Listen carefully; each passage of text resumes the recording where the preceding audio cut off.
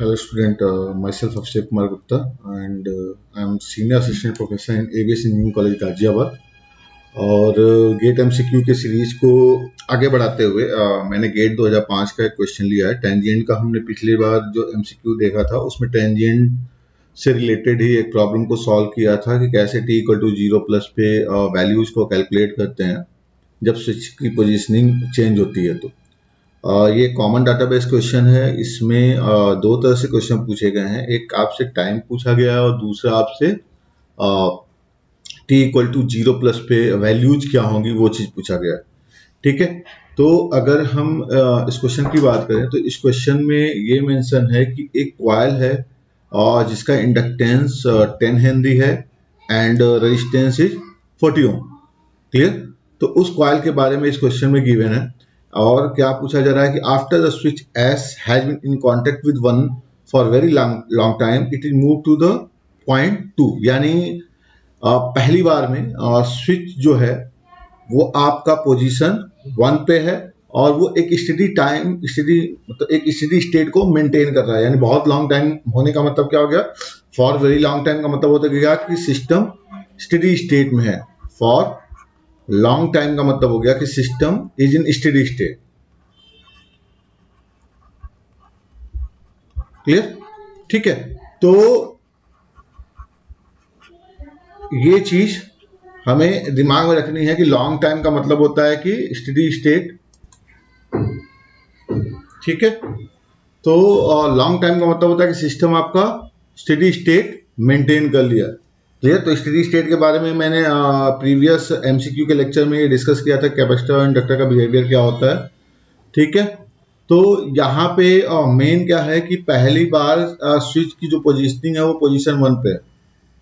ठीक है, तो स्विच के पोजीशन 1 पे है तो उसके अकॉर्डिंग पहले हम सर्किट को ड्रॉ करेंगे। तो सर्किट हम ड्रॉ करते हैं, ये आपका 120 वोल्ट का सोर्स।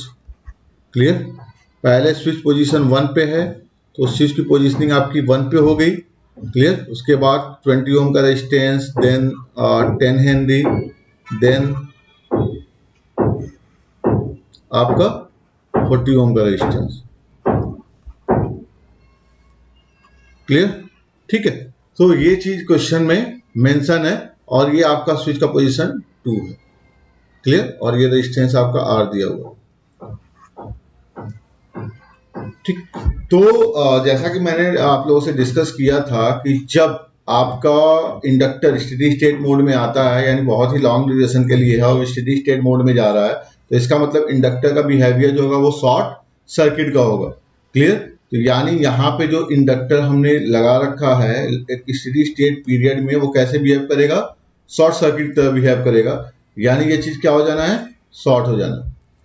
क्लियर, जब ये शॉर्ट सर्किट की तरह बिहेव करेगा तो आप इजीली IL 0 माइनस की वैल्यू निकाल सकते हैं, क्योंकि t इक्वल टू 0 पे स्विचिंग की पोजीशनिंग चेंज हो रही है, वो 1 पोजीशन से 2 पोजीशन पे आ रहा है। तो सिंपली हमें क्या करना है, पोजीशन 1 पे आपको पता है कि स्टेडी स्टेट में क्या बिहेवियर होता है, शॉर्ट सर्किट करके इंडक्टर को आपने IL 0 माइनस की वैल्यू निकाल देनी है। तो IL 0 माइनस आप कैलकुलेट कर लीजिए, सिंपली KVL लगाएंगे तो IL 0 माइनस की वैल्यू जो आ जाएगी वो आ जाएगी 120 अपॉन सीरीज रेजिस्टेंस 20 प्लस 40 है, यानी 20 प्लस 40, इसकी वैल्यू आ जाएगी 2 एम्पियर। यानी स्विचिंग के जस्ट पहले जब स्विच पोजीशन 1 पे था, यानी t इक्वल टू 0 से जस्ट पहले, t इक्वल टू 0 से जस्ट पहले आपका जो इंडक्टर में करंट फ्लो हो रहा है वो 2 एम्पियर के बराबर फ्लो हो रहा है। क्लियर, यानी IL 0 माइनस की वैल्यू 2 एम्पियर के बराबर।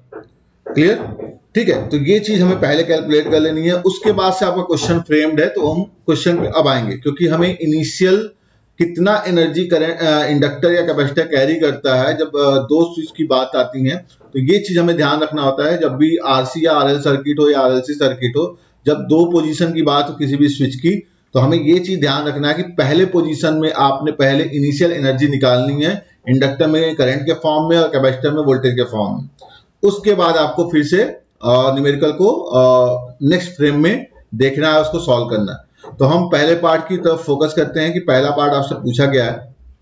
फर्स्ट पार्ट को देखते हैं हम। फर्स्ट पार्ट में कह रहा है if at t equal to 0 plus, यानी जस्ट स्विचिंग के बाद, यानी t इक्वल टू 0 पे क्या हो रहा है, स्विच पोजीशन 1 से 2 पे जा रहा है। क्लियर? तो t इक्वल टू 0 प्लस पे voltage across the coil, coil मतलब क्या हो गया, जो इंडक्टर और रेजिस्टेंस कैरी कर रहा है वही आपका क्वाइल है। क्लियर? वो 120 वोल्ट है, ये क्वेश्चन में साफ मेंशन है। तो सबसे पहले हम उसके अकॉर्डिंग सर्किट बना ले कि पहले स्विच की पोजीशनिंग कहां चली गई, अब पोजीशन 2 पे। क्लियर? ये पहले क्या था, पोजीशन 1 पे था, अब पोजीशन 2 पे आ गया। और सर्किट हम ड्रॉ कर ले सबसे पहले, ये आपका R, ये आपका 20 ओम, और यहां पे क्या आएगा, यहां पे क्या आएगा आपका इंडक्टर था, एज इट इज रहने देते हैं। क्लियर? ठीक है। इनिशियल एनर्जी क्या है, मैंने क्या बताया था, जब भी इंडक्टर के पास इनिशियल एनर्जी आए तो उसको करंट के फॉर्म में हम रिप्रेजेंट कर देते हैं। IL0 माइनस की वैल्यू क्या थी यहाँ पे, 2 एम्पियर के बराबर, ये हमने लिख दिया। क्लियर? ठीक है। तो ये हमारे लिए एक नया क्वेश्चन, नए फ्रेम में क्वेश्चन फ्रेम हो गया। क्लियर? मतलब एट t इक्वल टू 0 पे स्विच अगर पोजीशन 2 पे आता है तो उस कंडीशन में ये दिया हुआ है, क्वाइल के अक्रॉस अगर वोल्टेज 120 वोल्ट है, क्वाइल के अक्रॉस वोल्टेज का मतलब क्या हो गया, इंडक्टर और रेजिस्टेंस यानी 40 ओम का रेजिस्टेंस और 10 हेनरी का इंडक्टर मिलके आपका क्वाइल क्रिएट कर रहे हैं। तो इसके अक्रॉस जो वोल्टेज है उसकी वैल्यू कितनी है आपकी, 120 वोल्ट। ये साफ क्वेश्चन में मेंशन। क्लियर? तो ये चीज हमें ध्यान रखना है कि क्वाइल के अक्रॉस यानी इसके अक्रॉस जो वोल्टेज है वो 120 volt at t equal to 0 पे, यानी इंस्टेंट टाइम पे क्वाइल के अक्रॉस वोल्टेज 120 वोल्ट। क्लियर? ठीक है। अब हम आते हैं क्वेश्चन की तरफ। अगर आपको याद हो तो मैंने आपसे डिस्कस किया था कि अब ये क्या हो गया, इनिशियल एनर्जी को हमने करंट सोर्स के फॉर्म में इसके पैरेलल में अटैच कर दिया। लेकिन मैंने क्या बोला था कि अगर हम नेचुरल वे में बात करें तो इंडक्टर के पास इनिशियली कोई एनर्जी नहीं होती है। हमने current source as a parallelly जोड़ दिया उसके, लेकिन उसके पास इनिशियली कोई एनर्जी नहीं होती है। तो इनिशियली जब एनर्जी नहीं होती है एट t इक्वल टू 0 पे तो कैसे बिहेव करेगा, ओपन सर्किट। तो हमें क्या करना होता है, बस सिंपली इसे हमें ओपन कर देना होता है, यानी इंडक्टर को हमने क्या कर दिया, ओपन कर दिया। जब इंडक्टर ओपन हो गया तो खुद ब खुद दिख रहा है कि इनिशियली इंडक्टर में करंट कितना कैरी कर रहा है, 2 एम्पियर के बराबर। क्लियर? यानी इस पूरे लूप में जो करंट फ्लो होगा वो क्या होगा, IL0 माइनस यानी 2 एम्पियर के बराबर होगा, क्योंकि ये सीरीज में अटैच है करंट सोर्सेस के। क्लियर? ठीक है। और हमें ये पता है कि इसके अक्रॉस यानी इस क्वाइल के अक्रॉस जो वोल्टेज है वो 120 वोल्ट के बराबर है। तो ऑब्वियस सी बात है कि अगर हम मैग्नीट्यूड के टर्म में बात करें तो ये जो 120 वोल्ट है यानी क्वाइल के अक्रॉस जो वोल्टेज है वो 120 वोल्ट के बराबर है। तो इसके अक्रॉस का जो वोल्टेज है वो 120 वोल्ट के बराबर है। ऑब्वियस सी बात है कि 20 और R ये दोनों क्या होंगे, एक दूसरे के सीरीज में होंगे, तो इसके अक्रॉस वोल्टेज भी क्या होगा, 120 वोल्ट के बराबर होगा, क्योंकि दोनों एक दूसरे के पैरेलल हमें दिख रहे हैं। तो ऑब्वियस सी बात है कि यहाँ पे करंट की वैल्यू क्या हो जाएगी, IL0 minus into resistance total कितना है 20 प्लस R, यानी इसके अक्रॉस जो वोल्टेज है वो क्या हो जाएगा, 20 और R के अक्रॉस जो वोल्टेज है वो 120 वोल्ट के बराबर हो जाना है।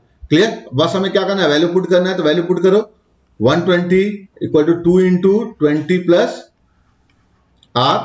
क्लियर? तो ये कैंसिल आउट हो जाएगा, ये 60 आ गया और R की वैल्यू कितनी आ गई, 40 ओम। यानी option C is the right answer. 40 ohm is the resistive value if the voltage across a coil is 120 volt. Clear? क्योंकि क्वेश्चन में साफ मेंशन है कि voltage across the coil 120 volt है एट t इक्वल टू 0 पे, उस condition में resistance की वैल्यू कैलकुलेट करिए। क्लियर है चीज? तो हम ऐसे कैलकुलेट करते हैं। तो यहां पे ऐसा मत सोचने लगना कि पोलैरिटी क्या है, माइनस साइन आएगा या प्लस साइन, इससे मतलब नहीं है। हमें ये पता चल गया है कि इस नोड के अक्रॉस अगर हम इसे A और B नोड मान लें तो इन दो नोड के अक्रॉस जो वोल्टेज है उसका मैग्नीट्यूड 120 वोल्ट है। तो ऑब्वियस सी बात है 20 और R दोनों सीरीज में होंगे, तो इसके अक्रॉस वोल्टेज भी क्या होगा, 120 वोल्ट ही होगा।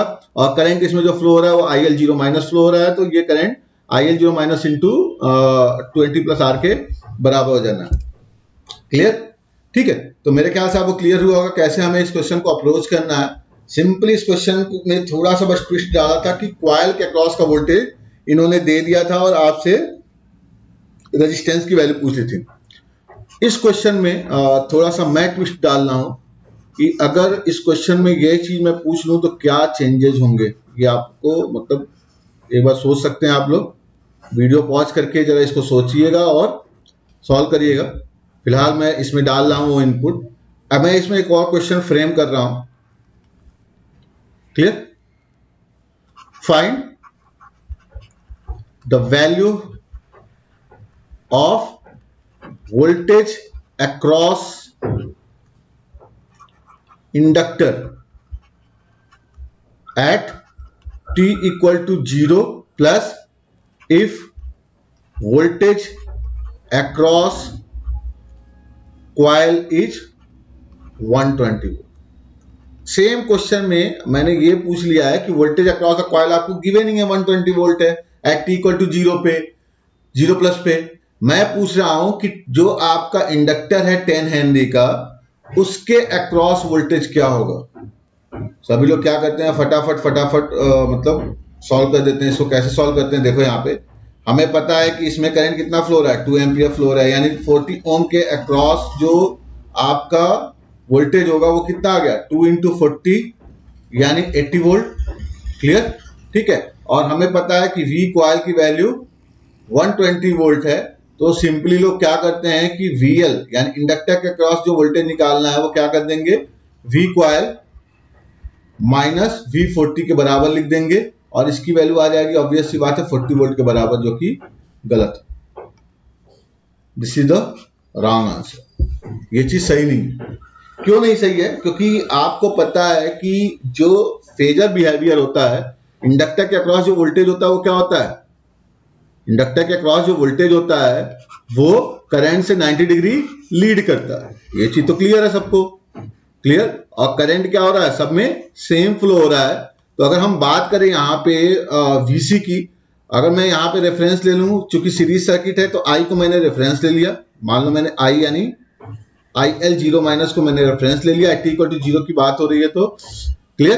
तो IL 0 माइनस को रेफरेंस लिया मैंने, तो V40 क्या होगा, V40 ओम, यानी 40 ओम के अक्रॉस जो वोल्टेज आएगा वो करंट के सेम फेज में आ जाएगा।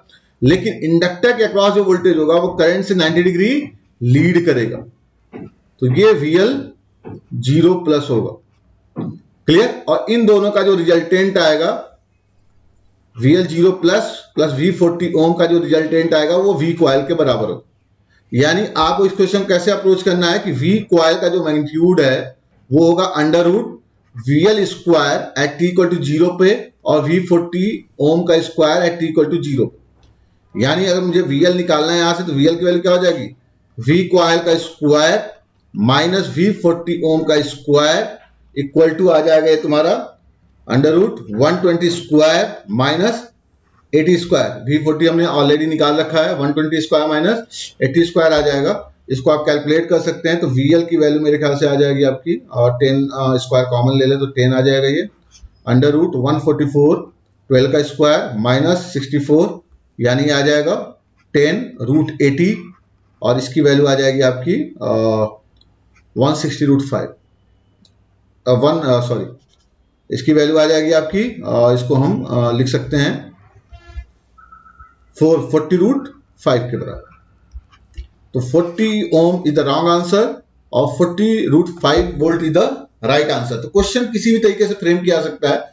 आपको अप्रोच करना है क्वेश्चन में हमें क्या लगाना है, कैसे करना है, क्योंकि हमें वोल्टेज का फेजर रिलेशनशिप भी क्लियर रहना चाहिए। हमें ये कॉन्सेप्चुअल व्यू एकदम दिमाग में रखना चाहिए कि हमें करना क्या। क्लियर? क्योंकि हमें पता रहना चाहिए कि इंडक्टर में वोल्टेज लीड करता है करंट के रेस्पेक्ट में, और कैपेसिटर में वोल्टेज लैग करता है, क्योंकि वहां पे कैपेसिटर में जो लीडिंग कैपेसिटी होती है वो करंट की होती है। क्लियर? तो मेरे ख्याल से आपको क्लियर हुआ होगा कैसे इस क्वेश्चन को अप्रोच करना है। यानी क्वेश्चन किसी भी तरीके से फ्रेम किया सकता है, आपको तैयार रहना कि हमें कैसे इसको अप्रोच करना। क्लियर? ठीक है। अब बढ़ते हैं हम पार्ट बी की तरफ, यानी क्वेश्चन 2 की तरफ।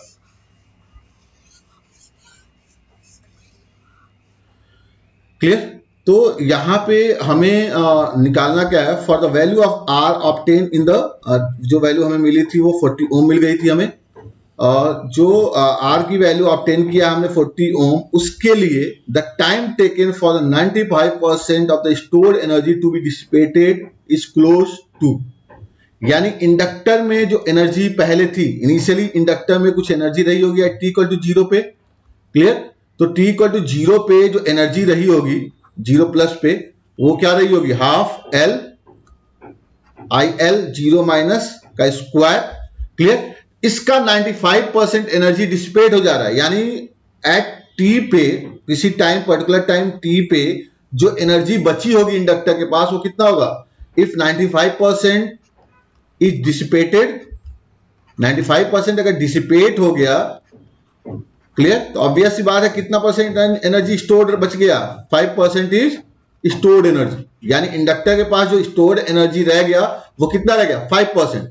5% का मतलब क्या हो गया कि W T equal to zero plus का, W T equal to zero plus का 5% इंटू 5%, क्लियर। यानी आप ये कह सकते हैं डब्ल्यू टी की वैल्यू एक तरह से 0.05 W T equal to zero plus के बराबर होगा। ये चीज हमें दिमाग में रखनी है। एक्चुअली हम ये समझते हैं कि हमारा जो एनर्जी है वो करंट के फॉर्म में स्टोर्ड होता है, तो कई बच्चे क्या करते हैं कि I T equal to 0.05 I naught या आई एल जीरो माइनस लिख देते हैं। ये गलत है, क्योंकि हमें पता है कि हाफ एल आई स्क्वायर एनर्जी होता है, यानी स्क्वायर के फॉर्म में, करंट के स्क्वायर के फॉर्म में है, तो करंट के स्क्वायर के फॉर्म में और करंट का लीनियर फॉर्म दोनों में डिफरेंस होता है, तो चेंज हो जानी है वैल्यू। तो अगर मैं यहां पे वैल्यू पुट करूं तो half L I T square equal to क्या होगा, 0.05 half L I L zero minus का स्क्वायर, क्लियर, ठीक है। तो हाफ एल से हाफ एल कैंसिल आउट हो जाएगा, आई टी स्क्वायर की जो वैल्यू आएगी वो 0.05, आई एल जीरो माइनस की वैल्यू कितनी हमारी निकली थी, 2 एम्पियर, इसके बराबर होगी, यानी ये क्या आ जाएगा, 0.1, क्लियर, ठीक है। तो इस तरह हम वैल्यू कैलकुलेट करेंगे, यहां से आई टी की वैल्यू आ जाएगी हमारी, आई टी इक्वल टू आ जाएगा हमारा √0.01 के बराबर, क्लियर, ठीक है। तो आप जब इसको सॉल्व करेंगे तो 1/√10 के बराबर आ जाएगा ना, 0.1 को हम 1/10 लिख सकते हैं, और ये सॉरी, यहाँ पे आई एल जीरो माइनस का स्क्वायर रखना है, तो ये क्या हो जाएगा, 2 × 2 यानी 4 हो जाएगा, और इसकी वैल्यू क्या आएगी, 0.2 आएगी, क्लियर। तो ये 0.2 हो जाएगा, तो आई टी की वैल्यू क्या आ जाएगी, √2/10 या 1/√5 एम्पियर के बराबर, क्लियर। तो हमें ये नहीं निकालना है, हमें तो पूछा है कि टाइम की वैल्यू क्या होगी, हमें टाइम निकालना है। लेकिन जब भी एनर्जी से रिलेटेड क्वेश्चन दे तो ये मत करिएगा कि करंट के फॉर्म में एनर्जी स्टोर होती है तो सीधे सीधे हम यहीं से पुट कर दें, नहीं, करंट हाफ एल आई स्क्वायर होता है एनर्जी, तो उसी के फॉर्म में आपको क्वेश्चन को आगे बढ़ाते जाना, क्लियर, ठीक है। तो यहां पे तो ये चीज हो गई। अब हम बात करेंगे कि हमें निकालना है टाइम।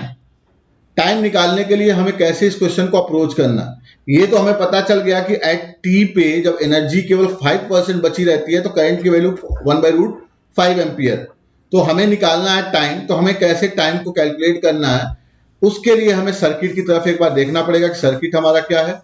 ये चीज हमारे दिमाग में आ गया कि हमारे लिए आई टी की वैल्यू जो निकल के आई है वो 1/√5 है, तो आई टी की वैल्यू क्या आ गई उस पर्टिकुलर टाइम पे, 1/√5 एम्पियर के बराबर। क्लियर। सर्किट की अगर हम बात करें तो सर्किट हमारा क्या है, यहाँ पे ये आपका 40 ओम, क्योंकि क्वेश्चन में साफ मेंशन है कि उसे 40 ओम ही एज्यूम करना है, क्लियर। ये आपका 20 ओम और इंडक्टर, क्लियर, ठीक है, फिर रेजिस्टेंस, क्लियर। तो इस क्वेश्चन को करने के दो अप्रोच हैं, एक आपका एस डोमेन एनालिसिस है और एक आपका सीधे सीधे मैं अभी बताऊंगा कि एक फॉर्मूला होता है I final plus I initial minus I final into E power minus T upon time constant, उससे भी हम सीधे सीधे निकाल सकते हैं। फिलहाल आपका जो सर्किट बन के आया था वो सर्किट ये आया था, तो ये आपका 10 हेनरी था। कभी भी सर्किट को ट्रांजिएंट डोमेन में सॉल्व करने के लिए सबसे पहले हम उसको एस डोमेन में निकाल लेते हैं, और एस डोमेन में सर्किट को सॉल्व करके फिर हम करंट की वैल्यू टाइम डोमेन में उसके इनवर्स लाप्लास से हम कैलकुलेट कर सकते हैं।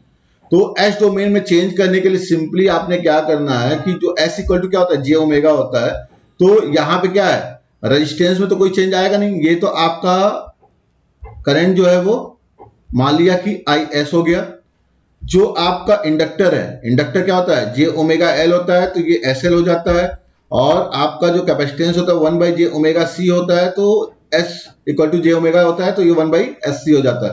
तो सर्किट में बस यही चेंज आता है कि आपका जो इंडक्टर है उसको हम एस एल से रिप्रेजेंट कर देते हैं, जो कैपेसिटर है उसको 1/sc से रिप्रेजेंट कर देते हैं। ये चीज ध्यान रखिएगा जब हम एस डोमेन में इसको चेंज करते हैं तो। क्लियर। और जो सोर्सेस होते हैं, सोर्सेस चूंकि स्टेप सिग्नल होते हैं, और स्टेप सिग्नल का लाप्लास ट्रांसफॉर्म क्या होता है, 1/s। अगर हम यूटी की बात करें तो यूटी का लाप्लास ट्रांसफॉर्म क्या होता है, 1/s के बराबर होता है। तो स्टेप सिग्नल का मतलब यहाँ पे सोर्सेस से हो जाता है, जो सोर्स की वैल्यू होती है उसका जब हम लाप्लास ट्रांसफॉर्म करेंगे तो वो 2/s के बराबर हो जाएगी। तो यहाँ पे अगर जब हम लाप्लास ट्रांसफॉर्म करने जाएंगे तो लाप्लास ट्रांसफॉर्म करेंगे तो 40 ओम 20 ओम ऐसे ही रहेगा, बस ये वैल्यू क्या हो जाएगी, ये वैल्यू हो जाएगी आपकी 10 है, तो एसएल का मतलब क्या हो गया, एस इंटू 10 यानी 10s के बराबर। क्लियर।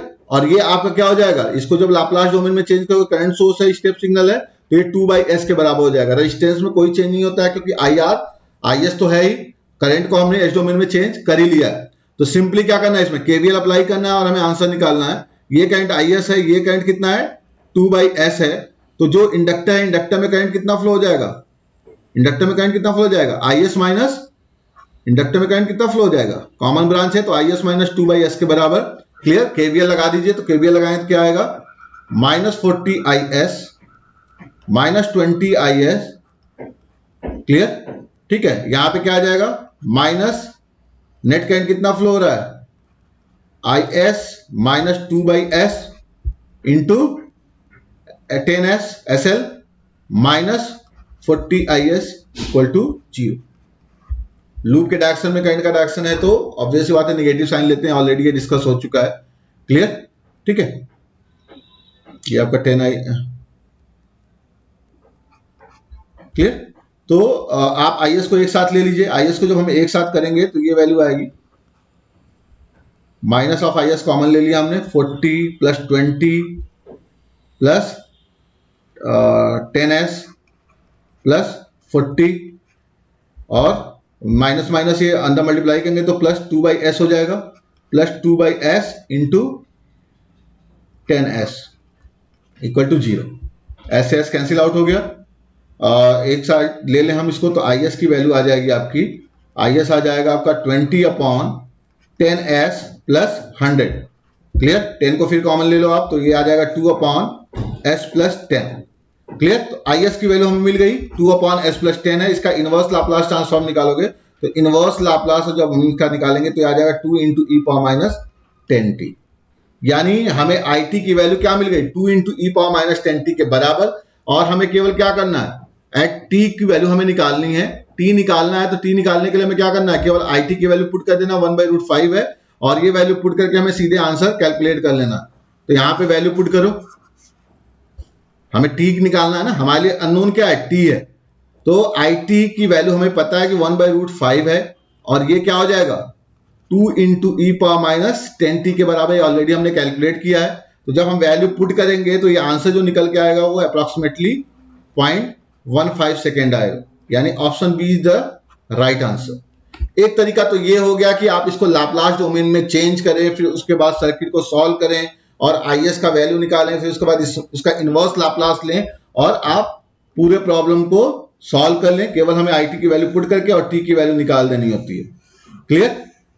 ठीक है। दूसरा तरीका हम इसका देखते हैं। दूसरे तरीके में हमें केवल और केवल मतलब एक फॉर्मूला है, उस फॉर्मूले को यूज करना है। वो फॉर्मूला देखो क्या है,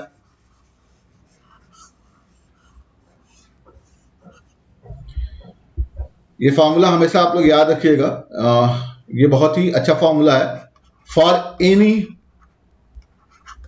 RL और RC सर्किट के लिए फॉर्मूला है। फर्स्ट ऑर्डर इक्वेशन जहां पे बनता है, होता क्या है, यहाँ पे FT की जो वैल्यू होती है वो F फाइनल, यानी फाइनल वैल्यू, यानी स्टेडी स्टेट में वैल्यू क्या आ रही है उसकी, प्लस F इनिशियल, इनिशियली उसकी वैल्यू कितनी है, माइनस F फाइनल इंटू ई power minus t upon tau, जहां पे टाउ क्या है, टाइम कांस्टेंट। टाइम कांस्टेंट का मतलब ये हो गया कि जो टाउ की वैल्यू है वो RL सर्किट के लिए L/R इक्विवेलेंट के बराबर होता है, और आरसी सर्किट के लिए टाउ की वैल्यू आर इक्विवेलेंट सी के बराबर होती है। क्लियर? यानी यहां पे हम एल को और कैपेसिटेंस को एज ए लोड कंसीडर करके इक्विवेलेंट रेजिस्टेंस यानी थेवेनिन इक्विवेलेंट सर्किट का यूज करके हम इसको निकालते हैं और कैलकुलेट कर लेते हैं। तो यहाँ पे सर्किट बहुत आसान दिया हुआ था, तो यहाँ पे ऐसा कुछ करने की जरूरत नहीं है। यहाँ पे देखो क्या दिया हुआ था। अगर हम यहाँ पे देखें आई के टर्म में बात करें तो आई टी की वैल्यू क्या होगी, I final plus I initial minus I final into E power minus T upon tau. ये फॉर्मूले में हमें यूज करना है। हमने निकाल लिया था कि आई इनिशियल की वैल्यू क्या होगी 2 एम्पियर, क्योंकि वो स्विच 1 से 2 पे आ रहा था। अगर मैं सर्किट की बात करूं तो अगर हम सर्किट देखें तो सर्किट हमारा ये है,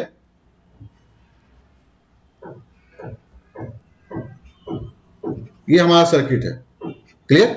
initial value of current 2 ampere थी, ये हमने लिख दिया कि आई इनिशियल की वैल्यू 2 एम्पियर है। स्टेडी स्टेट में मैंने क्या बताया था, स्टेडी स्टेट में इंडक्टर क्या चाहता है, पूरा का पूरा करंट वहीं से फ्लो हो।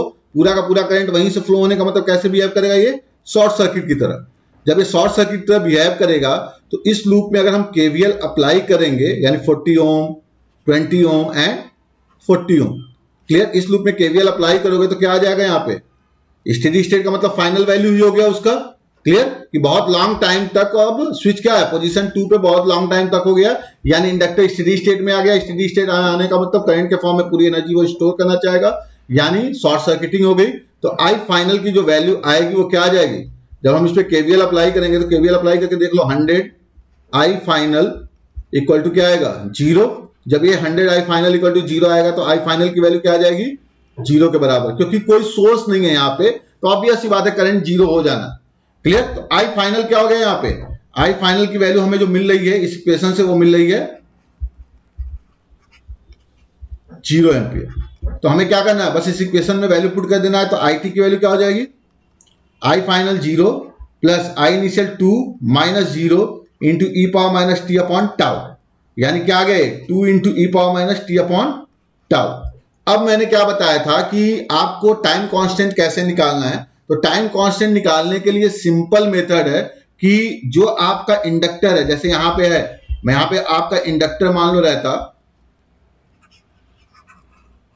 ये आई फाइनल हमने निकाल ही लिया है। क्लियर?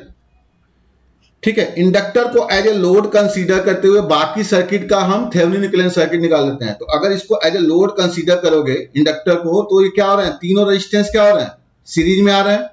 इक्विवेलेंट रेजिस्टेंस अगर हम निकालने बैठे तो तीनों क्या आ रहे हैं, सीरीज में आ रहे हैं। तो आर इक्विवेलेंट की वैल्यू क्या आ जाएगी, आर इक्विवेलेंट की वैल्यू आपको क्या मिल जाएगी, आर इक्विवेलेंट क्या मिल जाएगा 40 प्लस 20 प्लस 40 यानी 100। क्लियर? तो आर इक्विवेलेंट आपको मिल ही गया है। एल की वैल्यू आपको 10 हेनरी दी गई है, तो सिंपली क्या हो जाना है 2 into E power minus T upon L by R equivalent. L की वैल्यू कितनी है 10 अपॉन आर इक्विवेलेंट की वैल्यू 100, तो ये वैल्यू कितनी आ गई 2 इंटू ई पावर माइनस 10 टी के बराबर। सेम चीज आ गई जो आपने एस डोमेन से सॉल्व किया था। क्लियर? तो ये भी तरीका बहुत आसान होता है, और इस तरीके से जो थेवेनिन इक्विवेलेंट वाला कॉन्सेप्ट है उस तरीके से आप चाहें तो कोई भी टाइम कांस्टेंट कैलकुलेट कर सकते हैं। क्लियर? किसी भी तरीके से आप टाइम कांस्टेंट की वैल्यू निकाल सकते हैं। ठीक है, तो सिंपली यहां भी वही काम करना है, 1/√5 की वैल्यू पुट करनी है, टी की वैल्यू कैलकुलेट करोगे तो टी की वैल्यू आपको मिल जाएगी 0.15 सेकेंड। तो एक दूसरा तरीका था।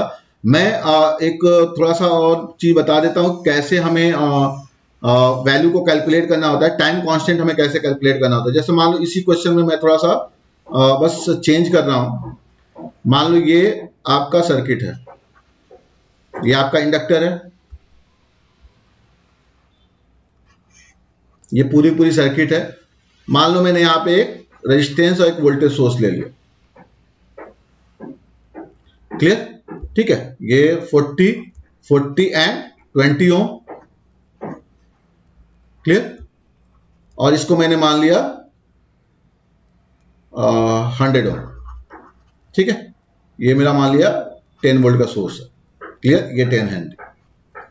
क्वेश्चन क्या है, फाइंड द टाइम कांस्टेंट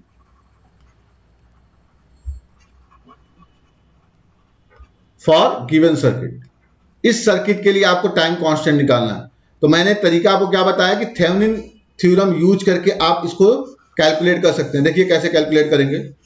आप किसी भी सर्किट में ये चीज कर सकते हैं, क्योंकि आपको टाइम कांस्टेंट पता है कि अगर RL सर्किट है तो L बाई आर होता है, अगर RC सर्किट है तो 1 मतलब RC के बराबर होती है। तो हमें क्या करना होता है, हमें कंसीडर करना होता है इस इंडक्टर को एज अ लोड कंसीडर करके, यानी A और B नोड हो गया, हमें इसके across Thevenin equivalent circuit draw करनी होती है। क्लियर? तो थेवेनिन इक्विवेलेंट सर्किट आप ड्रॉ कर सकते हो। ये A नोड हो गया, ये B नोड हो गया। Clear? Resistance, Thevenin equivalent resistance निकालने के लिए हम क्या करते हैं, वोल्टेज सोर्स को शॉर्ट सर्किट कर देते हैं। शॉर्ट सर्किट कर दिया। क्लियर? तो ये आपका 20 ओम, ये आपका 40, ये आपका 40 और ये आपका 100 ओम। क्लियर? तो आप क्या देख रहे हैं, ए और बी के अक्रॉस जो रेजिस्टेंस आएगा, यानी आर इक्विवेलेंट की वैल्यू क्या होगी, आर ए बी के बराबर, और ये क्या आएगा, ये तीनों सीरीज में, यानी 40 प्लस 40 प्लस 20, ये तीनों सीरीज में, और ए बी के अक्रॉस क्या हो रहा है, 100 के जस्ट पैरेलल है, यानी ये पैरेलल टू 100 ओम हो गया। यानी आर इक्विवेलेंट की वैल्यू जो आ गई वो 100 पैरेलल टू 100 यानी 50 ओम के बराबर आ गया। ये आ गया आर इक्विवेलेंट। तो टाइम कांस्टेंट की वैल्यू क्या हो जाएगी, एल अपॉन आर इक्विवेलेंट के बराबर। क्लियर? सिमिलरली आप थेवेनिन इक्विवेलेंट सर्किट जब ड्रॉ कर लेंगे तो यहाँ पे VTH की वैल्यू आपको मिल जानी है, VTH मिल जाना है, या आपको आर इक्विवेलेंट मिल जाना है। आपने आर इक्विवेलेंट फाइंड कर लिया और फिर से ए बी के अक्रॉस क्या करेंगे, उस इंडक्टर को लगा देंगे, तो सिंपल एक RL सीरीज सर्किट बन गया है। और RL सीरीज सर्किट में ऑब्वियस सी बात है कि टाइम कांस्टेंट क्या हो जाएगा, L बाई आर इक्विवेलेंट के बराबर। सिमिलरली अगर कैपेसिटर होगा तो यहाँ पे C आ जाएगा। यानी हमें इंडक्टर और कैपेसिटर को एज लोड लेते हुए इक्विवेलेंट सर्किट ड्रॉ करके हमें इजीली इक्वेशन को सॉल्व कर लेता है और टाइम कांस्टेंट निकाल लेना होता है। क्लियर? बहुत बार एक क्वेश्चन पूछा गया है कि what is the time constant for the given circuit. Clear? तो आप टाइम कांस्टेंट ऐसे ही कैलकुलेट करेंगे। ठीक है? तो टाइम कांस्टेंट इसके लिए क्या आ जाएगा, 10 हेनरी अपॉन आर इक्विवेलेंट की वैल्यू 50 यानी 0.2 सेकेंड। टाइम कांस्टेंट की यूनिट क्या होती है, सेकेंड। क्लियर? तो मेरे ख्याल से आपको क्लियर हुआ होगा कैसे हमें क्वेश्चन को अप्रोच करना है। कई तरीके से क्वेश्चन पूछे जाते हैं, कई तरीके होते हैं उसको सॉल्व करने में, तो आपको दोनों तरीके क्लियर हुए होंगे। तो अगर आपको कॉन्सेप्चुअल व्यू क्लियर हुआ होगा तो प्लीज आप वीडियो को लाइक करें, सब्सक्राइब करें, शेयर करें, और कोई भी अगर आपको डाउट हो तो चैट बॉक्स में छोड़ें, उस डाउट को क्लियर करने की पूरी कोशिश की जाएगी। Thank you very much.